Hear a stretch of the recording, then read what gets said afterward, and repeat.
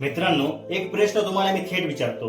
19 वर्षाची मुलगी शिक्षिका नर्सिंग कॉलेजमध्ये ऍडमिशन घ्यायला जाते आणि 2 दिवसात तिचा मृतदेह शेतात सापडतो. हे खरंच आत्महत्या वाटतं का? मनीषा प्रकरणात सुरुवातीला काय दिसलं? घसा कापलेला, चेहरा विद्रूप. पहिला पोस्टमॉर्टमही सांगतो धारदार शस्त्राचा वापर केला गेलाय, म्हणजे हा स्पष्ट खून आहे. म्हणूनच लोक रस्त्यावर उतरले, आंदोलनं झाली, हजारो लोकांनी आवाज उठवला. पण अचानक काही दिवसांत कथा बदलते.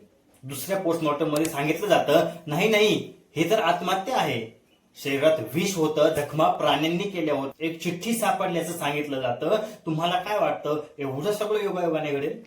पहिल्या पोस्टमॉर्टम आणि दुसऱ्या पोस्टमॉर्टम मध्ये इतका फरक कसा? इथंच लोकांचं रागाचं कारण आहे. जर पहिल्यापासूनच पोलिसांनी प्रकरण गंभीरतेने हाताळलं तर आज असा गोंधळ उडाला नसता. लोकांना संशय आहे की पोलिसांनी आपली चूक झाकण्यासाठी संपूर्ण तपास बदलला.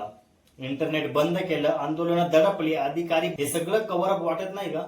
आता प्रश्न तुमच्या समोर ठेवतो, ही खरी आत्महत्या आहे का की पोलिसांच्या निष्काळजीपणाचा आणि दबावाचा परिणाम? जर आपण आज गप्प बसलो तर हीच गोष्ट कदाचित कोणाच्या तरी मुलीसोबत घडेल, बहिणीसोबत घडेल. न्याय मिळण्यासाठी आवाज उठवणं हे आपलं पहिलं कर्तव्य.